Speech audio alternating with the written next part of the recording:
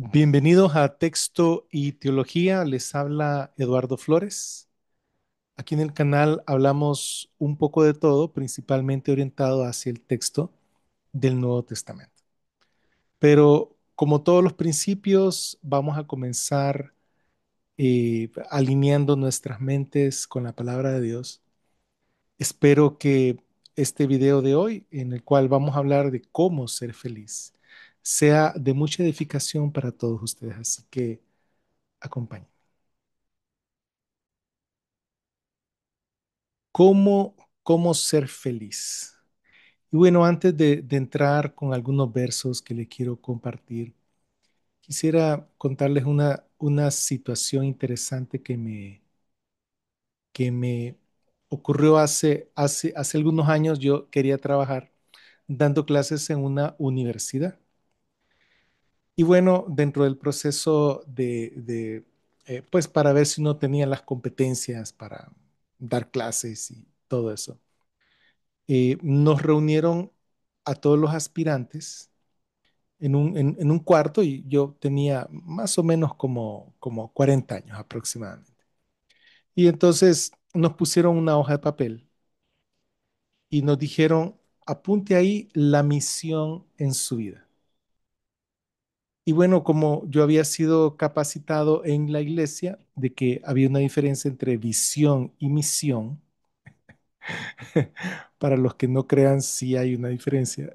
Entonces yo pues levanté mi mano, como la visión o la misión. La persona me dijo, apunte lo que usted quiera hacer en su vida. Check, está bien, ok. Bueno, entonces comencé a ver para los lados, había gente de mi misma edad, un poco mayor, un poco menor, pero casi todos andaban alrededor de los 40 años. Ay, dije yo, y como estaba en un ambiente que no era cristiano, dije, ay, hombre, entonces voy a poner algo que no suene tan cristiano, tampoco para no exagerar. Entonces puse, bueno, servir al prójimo o hacer lo mejor que yo pueda para beneficio de las personas que están a mi alrededor. O algo así escribí. ¿Verdad? Entonces, bueno, ya terminaron, sí, sí, dijeron todo. Éramos como unos 20, 25 aprox. Bueno, dice la directora, que es la coordinadora, ahora cada uno va a leer lo que apuntó en el papel. Híjole, ya me metí en problemas.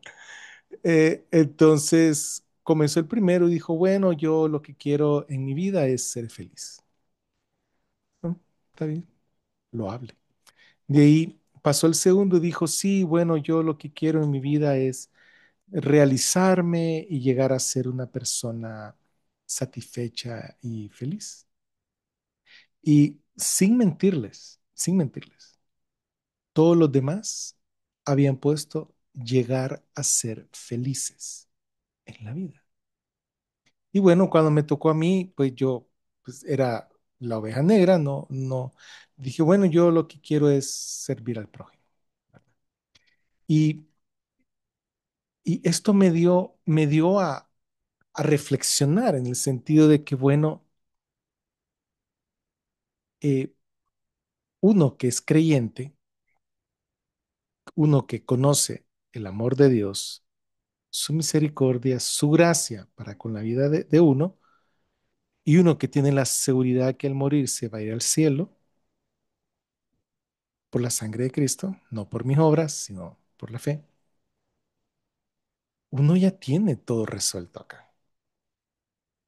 Si lo más importante es si uno muere o vive, uno sale de la casa y uno no sabe si va a regresar, pues. Pero Jesús introdujo la inmortalidad a través del Evangelio.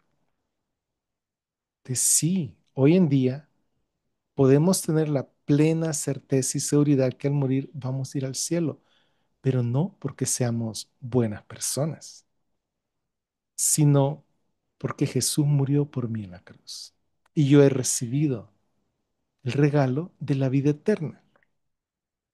Fui justificado, fui salvado. soy salvo, estoy siendo salvo y seré salvado. Entonces, esa seguridad que uno de creyente tiene, le da tranquilidad, le da paz, le da felicidad. Porque si Jesús ya resolvió lo más difícil en la vida, que es la muerte, pues qué cosa no va a solucionar. Entonces, hoy les traigo cuatro puntitos claves acerca de cómo ser feliz. Y no es propiamente buscar la felicidad de forma egoísta o de forma artificial. Por ejemplo, en el cerebro hay unos neurotransmisores como la serotonina, que hay gente que se queda sin serotonina en el cerebro. O sea, no absolutamente, sino que bajan los niveles de serotonina por algunas razones fisiológicas normales o anormales y caen en depresión. Entonces, hay formas para aumentar la serotonina. Por ejemplo, a, a salir afuera y estar en un lugar a donde pegue el sol, ver el sol, aunque no estoy diciendo que lo veamos directamente, ¿verdad? Sino recibir el sol sube la serotonina. Por eso la gente en los países nórdicos padecen mucho de depresión, mientras que la gente en los países del Caribe nos gusta bailar por exceso de serotonina. Eh, Otra forma es haciendo ejercicio. Y así hay formas, digamos, artificiales para aumentar la serotonina. Hay ciertos estimulantes naturales como la cafeína, que está en el café, las bebidas de cola, como la teína, que está en el té, aunque el té también tiene un poco de cafeína, la teobromina, que está en el chocolate. Y entonces uno puede, y bebidas como el mate y otras bebidas naturales, que son estimulantes, pero son estimulantes químicos, ¿sí? Entonces, hay formas normales, naturales, para aumentar la serotonina o estar como activado en la vida. Pero, pero me refiero a la felicidad, el punto de vista profundo, que yo pueda decir, ¿soy feliz? Sí, soy feliz. Estoy realizado. Y eso no tiene que ver con esto que acabo de hablar, con sustancias o formas para aumentar la serotonina, sino que tiene que ver con cuatro cosas. Y la primera de ellas es la siguiente. Buscar a Dios. Buscar a Dios nos produce felicidad porque no nos estamos basando en yo tener mejor vida, en yo eh, eh, tener satisfacción profesional, satisfacción marital. eh, eh, yo no soy el punto de enfoque, es algo que está afuera de mí. Es decir, estoy buscando a Dios. Dios es una persona. Luego, encontrar a Dios. Encontrar a Dios produce paz y produce felicidad. Y cuando eso ocurre, la vida de uno cambia, independientemente si uno es rico o es pobre, si uno está frustrado o no frustrado en la vida, si uno está enfermo o si está sano. Encontrar a Dios después de buscarlo es una gran bendición. Luego está conocer a Dios, que para esto nos toma toda una vida. Y alguien puede decir, pero no es posible llegar a conocerlo porque Dios es infinito. Bueno, por eso nos da la vida eterna, para estar con Él permanentemente, siempre, y llegar a conocerlo más. Pero en esta vida, ¿puedo llegar a conocer a Dios? Si Dios es un ser infinito, absoluto, eterno, ¿puede una mente finita, temporal, chiquita, comprenderlo, pues la respuesta es, en parte, sí podemos llegar a conocer a Dios y lo podemos llegar a conocer bastante, de hecho. Lo conocemos meditando en las escrituras y luego darle a conocer, darle evangelio, exhibirlo con nuestra propia vida. Entonces, estas cuatro cosas son las que yo les propongo que ustedes se pongan como meta este año. Buscar a Dios, encontrarlo, conocerle a Él y darle a conocer. Entonces, a continuación les voy a compartir cómo una nación entera llegó a este punto, una nación entera en un punto muy particular de su historia. Y luego vamos a concentrarnos en una persona, no en una nación, sino en una persona, que fue lo que Dios hizo, que fue lo que esta persona hizo. Cómo esta persona llegó a cumplir todo eso. Y espero que sea de edificación. Así que vamos a ver lo que le ocurrió a la nación de Israel en el tiempo del rey Asa. Segundo libro de Crónicas, capítulo 15, del versículo 1 en adelante. Azarías, hijo de Oded, poseído por el Espíritu de Dios, salió al encuentro de Asa para decirle: Escúchenme tú, Asa, y todos los de Judá y Benjamín. El Señor está con ustedes si ustedes están con Él. Si ustedes lo buscan, lo encontrarán. Pero si lo abandonan, Él también los abandonará. Israel ha estado mucho tiempo sin verdadero Dios, sin sacerdote que enseñe y sin instrucción religiosa. Pero cuando, en medio de sus dificultades, el pueblo se ha vuelto a Jehová, Dios de Israel, y lo ha buscado, Él se ha dejado encontrar. En aquellos tiempos no había paz para nadie, sino mucho sobresalto para los habitantes de los diversos países. Las naciones y las ciudades se destruían unas a las otras, porque Dios los aterraba con toda clase de calamidades. Pero ustedes sean valientes y no se desanimen, porque sus trabajos tendrán una recompensa.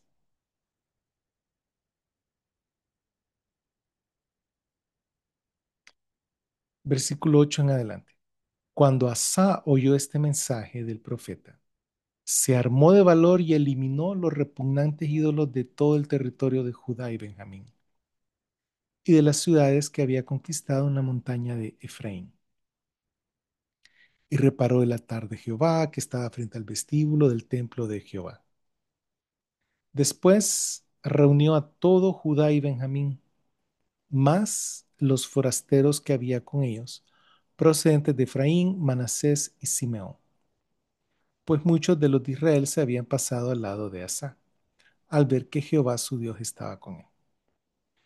Se juntaron en Jerusalén en el mes tercero del año 15 del reinado de Asa, y ofrecieron en sacrificio a Jehová en ese día 700 reses y 7,000 ovejas de las que habían quitado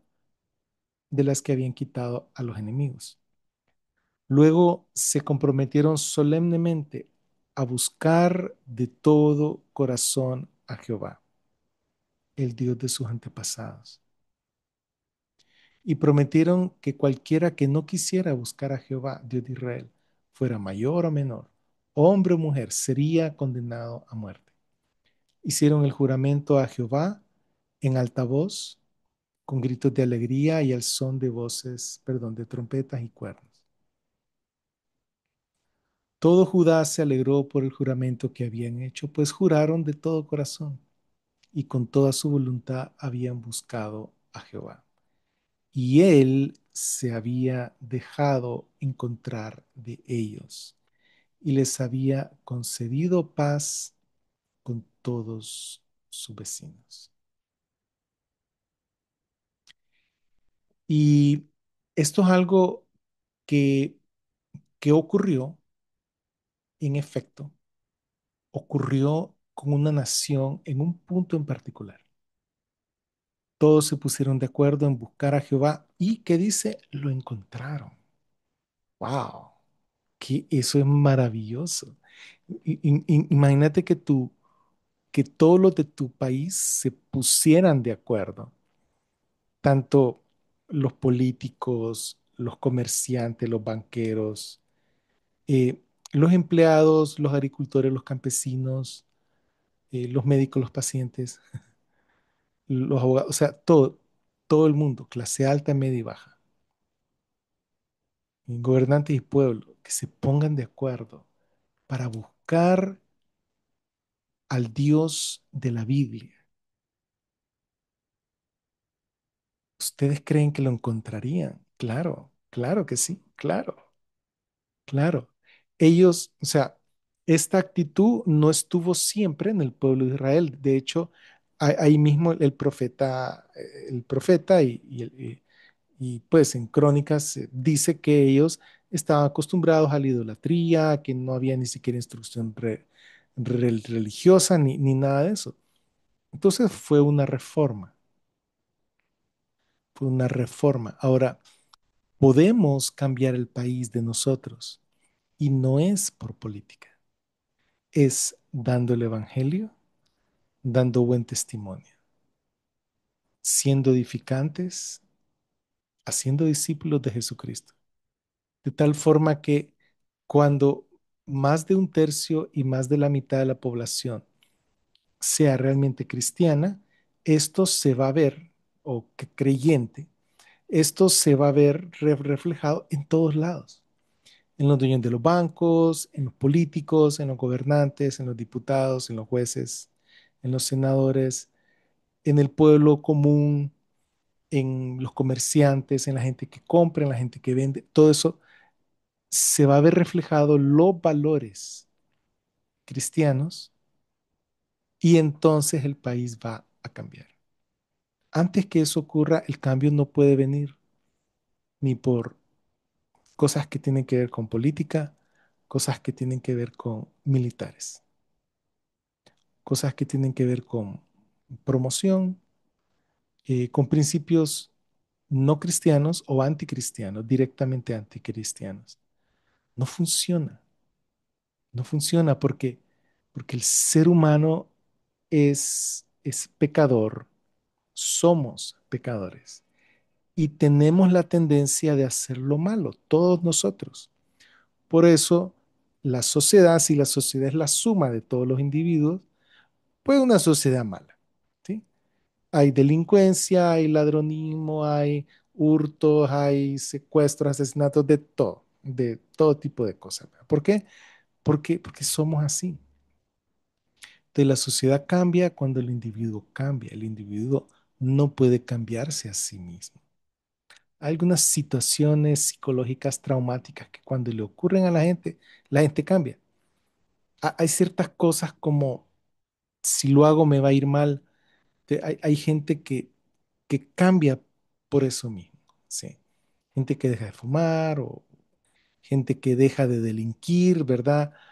Ah, pero eso es por la presión misma, pero el ser humano es el mismo siempre. Lo único que puede cambiar al ser humano es cuando alguien se convierte a Cristo, que es el próximo ejemplo que vamos a ver. Es una persona que ni siquiera se le cruzaba por la mente ser cristiano y terminó siéndolo. Podría ser la historia de cualquiera de nosotros. A mí ni siquiera se me ocurrió por la mente llegar a ser cristiano y he aquí, ¿verdad? Y, pero antes de ver esta historia, que ya vimos la historia de cómo todo un pueblo buscó a Dios y lo encontró. Eh, Antes de ir a ver esta historia de esta persona en particular, quisiera que fuéramos al libro de Salmos. Les voy a compartir dos salmos que tienen que ver con la búsqueda intensa y con la misericordia de Dios. Salmos 63. Dios, Dios mío, eres tú. Importante hacer a Dios el Dios personal de uno mismo. Sigue el salmista. De madrugada te buscaré. Mi alma tiene sed de ti. Mi carne te anhela. En tierra seca y árida, donde no hay aguas, para ver tu gloria y tu poder, así como te he mirado en el santuario. El salmista había ido al santuario y había tenido una experiencia personal con Dios, porque en ese tiempo la presencia de Jehová, el Espíritu, vivía en el templo. La gente al acercarse al templo realmente tenían una experiencia personal con Dios. Te dice, pero él en ese momento no está en el templo, él está afuera, en el campo, en su trabajo. Tal vez es un pastor que de madrugada se levanta para apacentar las ovejas. Dios mío eres tú, de madrugada te buscaré, mi alma tiene sed de ti, mi carne te anhela en tierra seca y árida donde no hay aguas. Tal vez era la situación en la cual él estaba, tenía que buscar agua para sus ovejas, pero él se refiere a la vida misma. Esa tierra seca y árida es la vida misma, que la vida misma no produce satisfacción completa. Versículo 3 en adelante. Porque es mejor tu misericordia que la vida. Mis labios te alabarán. Este pasaje a mí en lo personal me cambió. Pensemos bien, es mejor tu misericordia que la vida. Con este pensamiento, con esta verdad, se desarma cualquier situación compleja, difícil, dificultosa, de sufrimiento que uno esté pasando. ¿Por qué? Porque la misericordia de Dios es mejor que la vida. Versículo 4 en adelante. Así te bendeciré en mi vida, en tu nombre alzaré mis manos. Como de meollo y de grosura será saciada mi alma, con labios de júbilo te alabará mi boca. Cuando me acuerde de ti en mi lecho, cuando medite de ti, en ti en la vigilia de la noche. Que cuando él se acueste a dormir, él va a meditar en Dios, no solo en la madrugada cuando se despierta, sino en la noche cuando se acuesta a dormir. Y si está de turno en la vigilia de la noche, él medita en Dios. Versículo 7, porque has sido mi socorro y así en la sombra de tus alas me regocijaré. Ahí está la plena felicidad. Plena felicidad está en buscar a Dios, encontrarlo, llegarlo a conocer y darle a conocer. 8. Mi alma está apegada a ti, tu diestra me ha sostenido. Y entonces el salmista hace un contraste con la demás gente. Pero los que para destrucción buscaron mi alma caerán en los sitios bajos de la tierra. Los destruirán a filo de espada, serán porción de los chacales. Eso es como algo imprecatorio, ¿verdad? Pero se entiende que es gente que lo busca para eliminarlo, gente que no tiene temor de Dios. Y el versículo 11 es interesante, dice, pero el rey se alegrará en Dios. Entonces, es un rey el que lo está escribiendo. Probablemente el rey David, como dice el encabezado, Salmo de David cuando estaba huyendo. Pero el rey se alegrará en Dios, otra vez la alegría. Será alabado cualquiera que jura por él, porque la boca de los que hablan mentira será cerrada. Este es el Salmo 63. El otro salmo es el Salmo 103. Bendice alma mía a Jehová. Y así como comienza, termina. Bendice alma mía a Jehová. Vamos a ver qué es lo que tiene en medio del principio y del final. Y bendiga todo mi ser tu santo nombre. Bendice alma mía a Jehová y no olvides ninguno de sus beneficios. ¿Cuál es el primer beneficio? Él es quien perdona todas tus iniquidades. Y al finalizar este salmo les voy a contar algo que me, que me ocurrió. Él que sana todas tus dolencias, el que rescata del hoyo tu vida, el que te corona de favores y misericordias, el que sacia de bien tu boca. 5 beneficios, enormes beneficios de buscar a Dios. De modo que te rejuvenezcas como el águila. Jehová es el que hace justicia y derecho a todos los que padecen violencia. Sus caminos notificó a Moisés y a los hijos de Israel sus obras, misericordioso y clemente es Jehová, lento para ira, la ira y grande en misericordia. Grande en misericordia. No contenderá para siempre, ni para siempre guardará su enojo. No ha hecho, y esta es en parte la definición de la misericordia, no ha hecho con nosotros conforme a nuestras iniquidades, ni nos ha pagado conforme a nuestros pecados. Que eso es misericordia, que Dios no te da lo malo que te mereces, más bien te da lo bueno que no te mereces y a eso es gracia. Versículo 11. Porque como la altura de los cielos sobre la tierra engrandeció su misericordia sobre los que le temen. Cuanto está lejos de oriente del occidente, hizo alejar de nosotros nuestras rebeliones. Rebeliones por decir pecados o iniquidades. Cuanto está lejos, sí. Como el Padre se compadece de los hijos, se compadece Jehová de los que le temen. Porque Él conoce nuestra condición, se acuerda de que somos polvo. El hombre, como la hierba, son sus días. Florece como la flor del campo, que pasó el viento por ella y pereció, y su lugar no la conocerá más.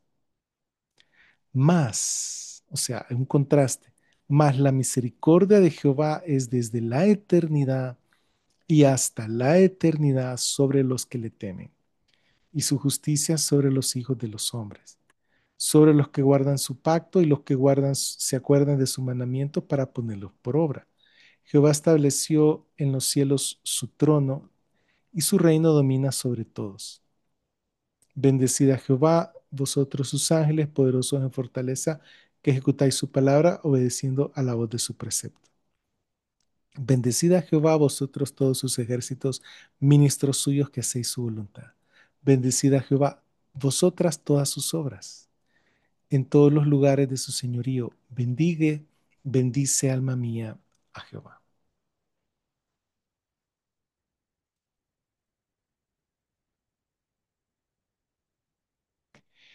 Y entonces podemos ver en estos dos salmos que el salmista ha buscado a Dios, lo ha encontrado, quiere conocerlo más, quiere seguir por el camino.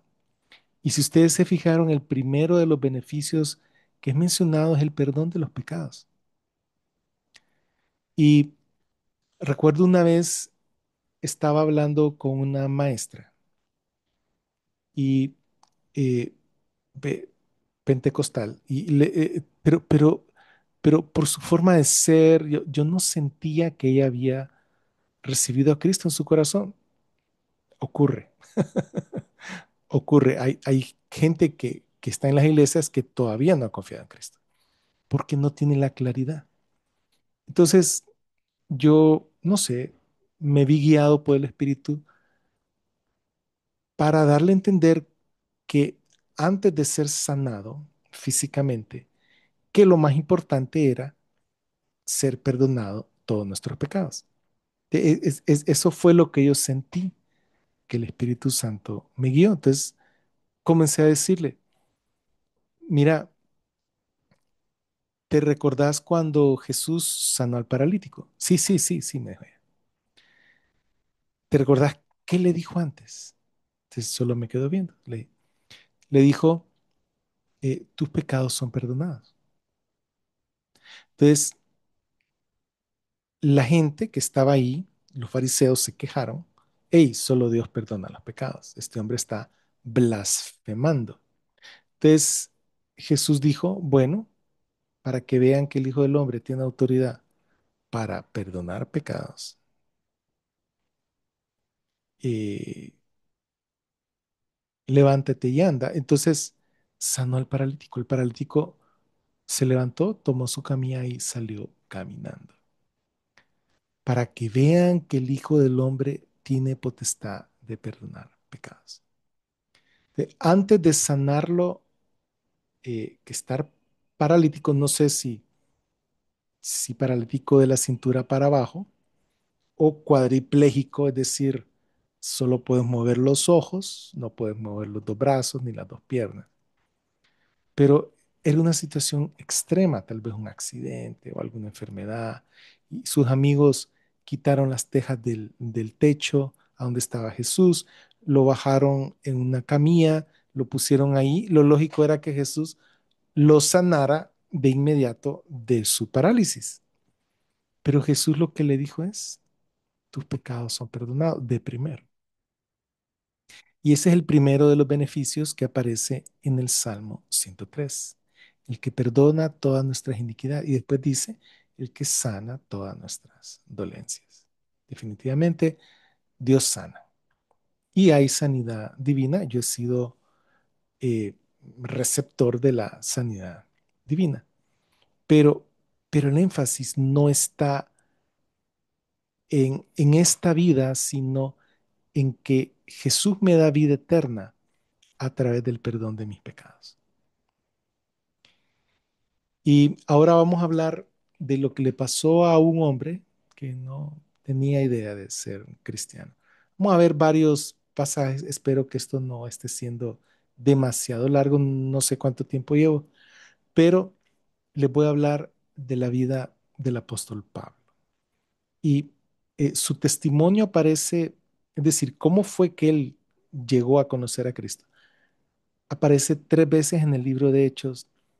Él da otra vez su testimonio en la carta de Filipenses, lo vamos a repasar.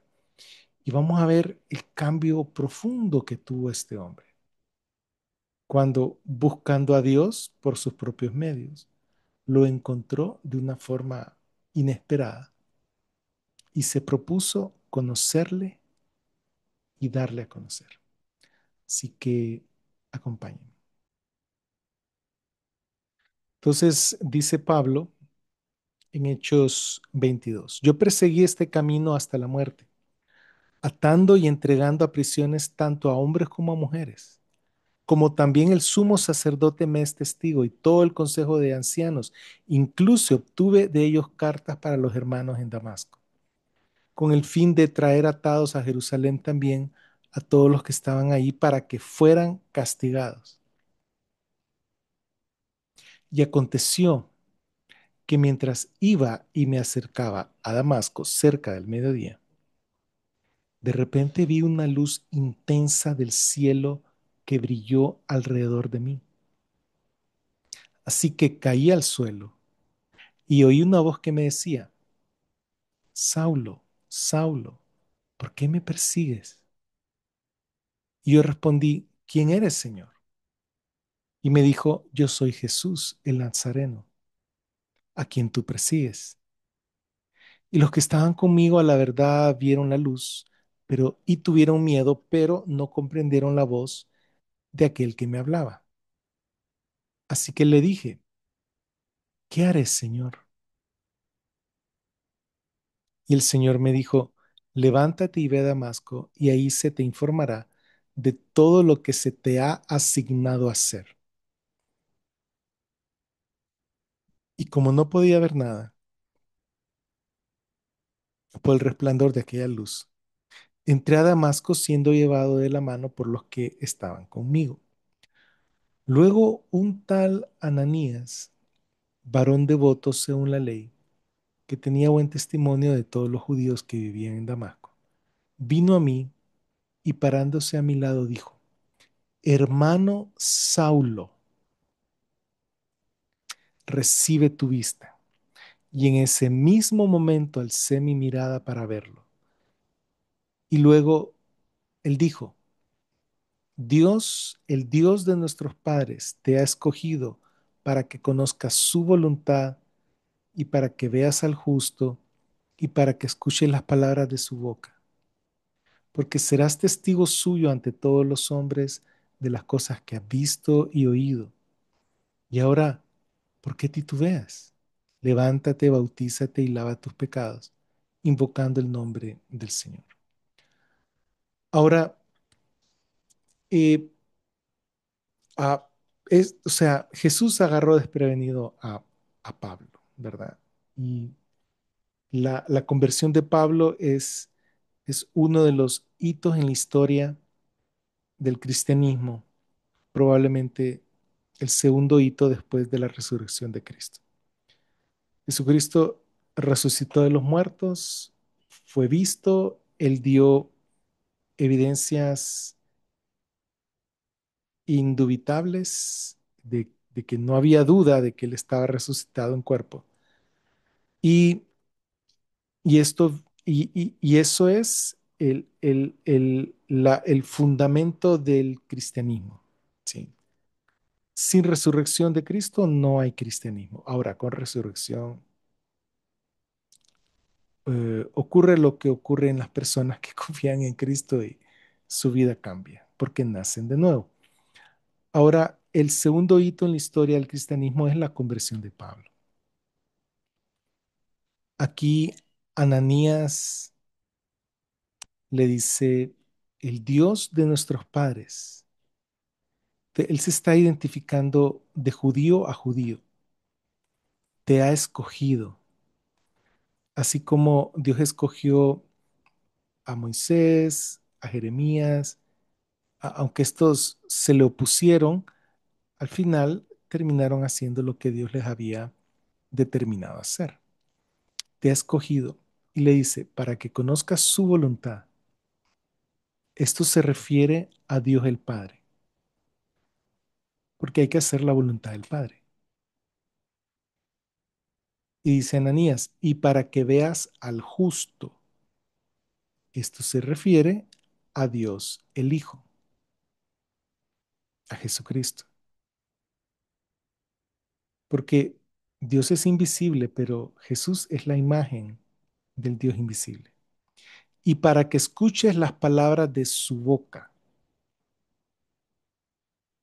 Este es el Espíritu Santo. Entonces, eh,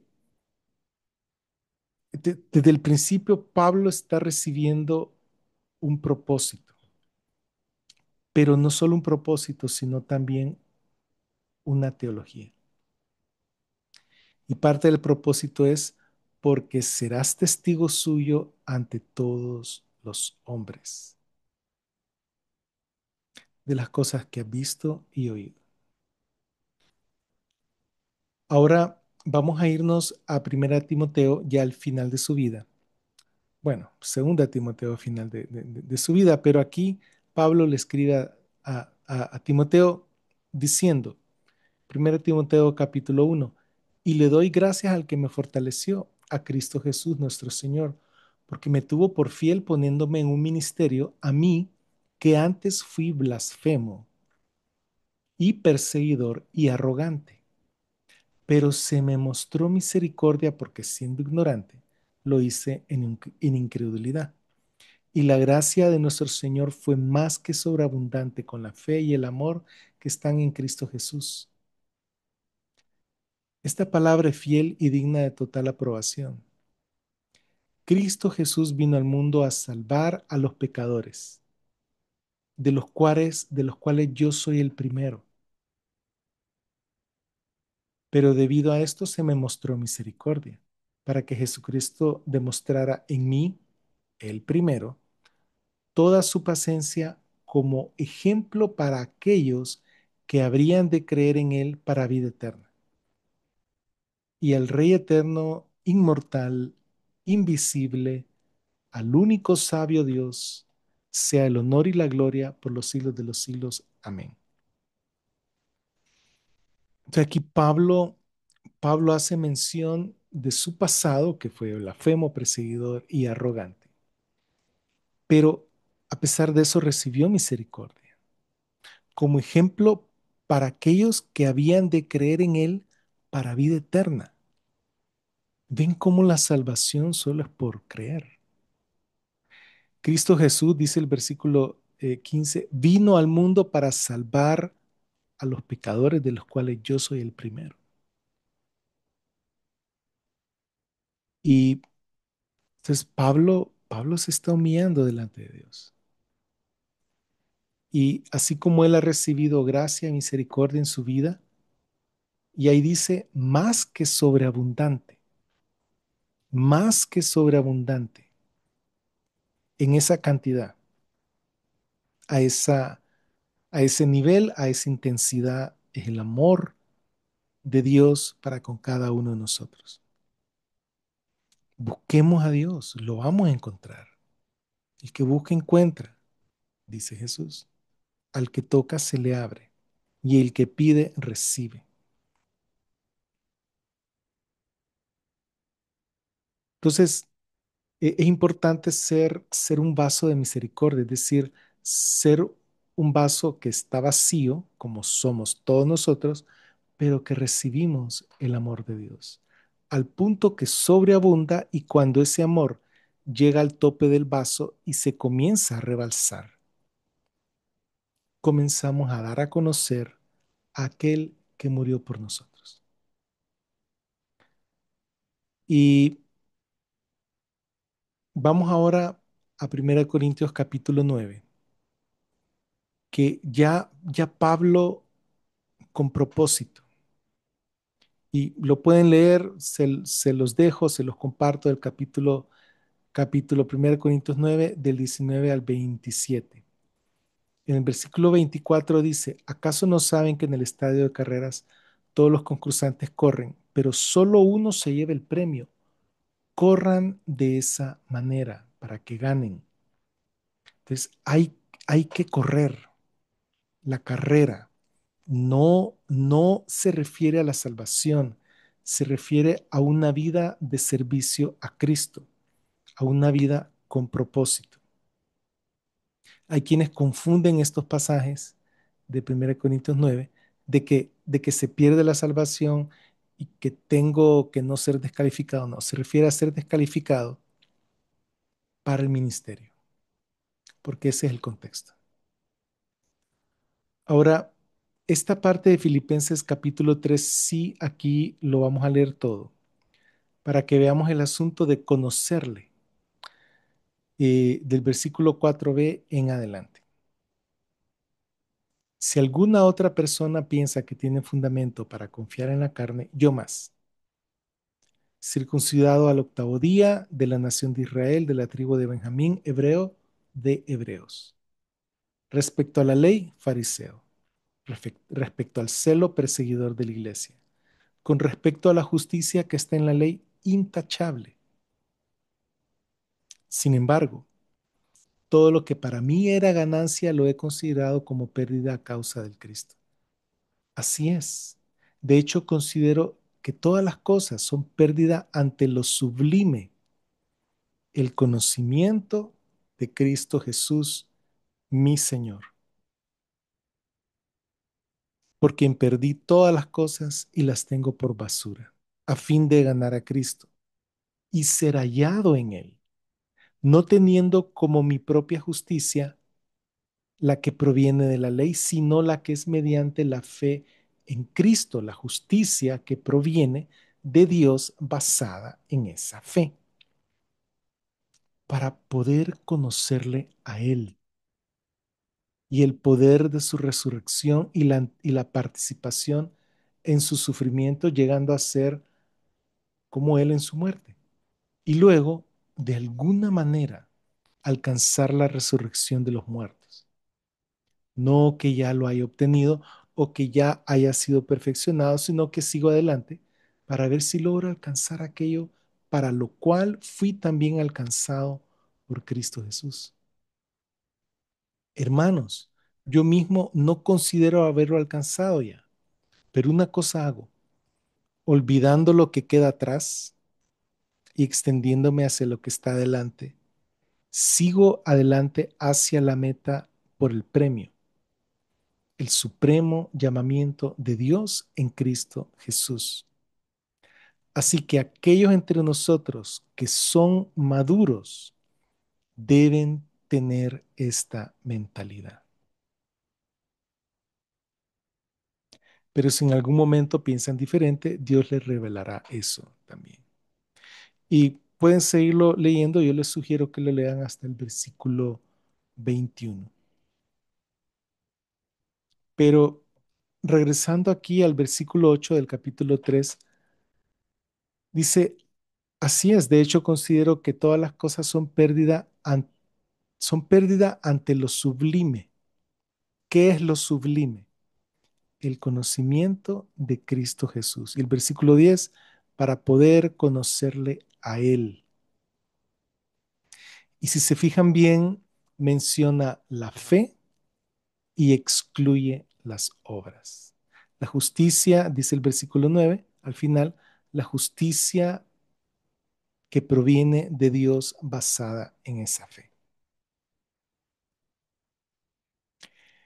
Y al principio del versículo 9, no teniendo como mi propia justicia la que proviene de la ley, sino la que es mediante la fe en Cristo.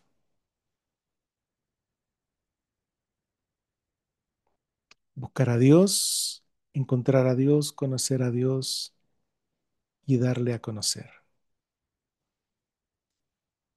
Y entonces la vida cambia de tonalidad, porque el propósito no sos vos, no es tu felicidad, ¿sí? El propósito no es tu bienestar. Propósito en tu vida es algo que está afuera, Dios mismo, que en el momento de encontrarlo viene a estar adentro también. Y como Dios es feliz, es un Dios bienaventurado. El bienaventurado Dios, dice, creo que sale en primera o segunda de Pedro.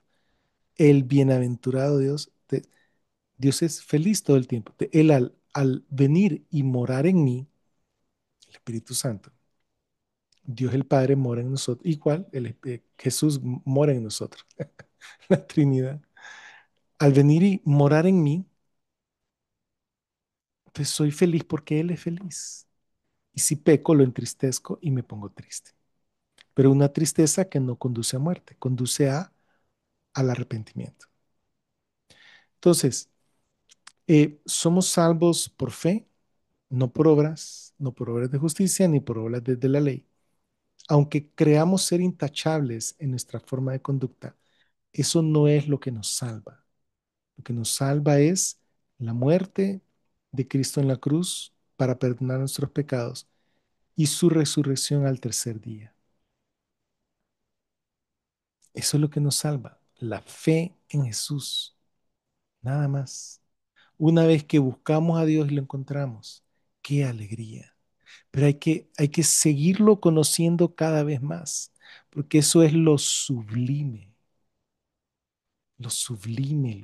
no hay algo más increíble en esta vida que conocer a tu Creador, que conocer a aquel que dio su vida por amor a ti. No hay nada más hermoso, más sublime que eso. Y si te has propuesto en este año hacer algún cambio en tu vida, eh, pues yo te sugiero esto, ¿sí?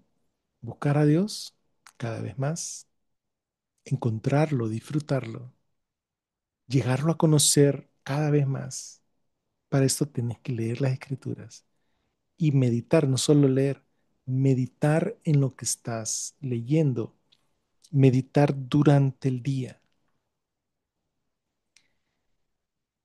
y en la noche, al momento de irse en vez de estar pensando en las cosas que voy a hacer, lo que tengo que hacer, lo que no he hecho, lo que no he podido hacer, lo que quiero hacer, lo que nunca pude. Tranquilo, mejor medita en la Biblia y en la mañana meditar en Dios también. Entonces, toda tu vida se llena de la palabra de Dios y entonces podés alcanzar aquello para lo cual fuiste alcanzado por Jesús. Puedes llegar al premio. Entonces está la salvación que es por fe, pero está la recompensa. La recompensa sí es por obras, pero esas obras son obras que son hechas por la gracia de Dios. No, no solo en mi propia fuerza, sino que Dios me da la capacidad, Dios me hace competente para hacer aquello que Él quiere que yo haga. Y entonces, eh, tu vida puede ser una vida llena, llena de felicidad. Claro, puedes hacer también, eh, tomar los estimulantes que normalmente hay en cualquier cultura para estar despierto durante el día o durante la noche, si te toca algún tipo de trabajo nocturno. Puedes gozar de amistades, amistades duraderas, eso da alegría y felicidad, claro. Puedes participar en una comunidad con tu iglesia, en una comunidad de algún hobby o algo así, algo que sea diferente a tu trabajo y eso da felicidad. Puedes hacer ejercicio físico, eso da felicidad. Puedes aprender un idioma nuevo, aprender baile, a aprender cómo cocinar, cómo pintar. O sea, puedes hacer toda una gama de actividades y eso va a contribuir en tu vida. No digo que no lo hagas, pero la felicidad completa está en buscar a Dios. Así que espero que puedan buscarlo en este año, que podamos conocerlo juntos aquí en el canal y que el Señor los bendiga. Pasen un bonito día.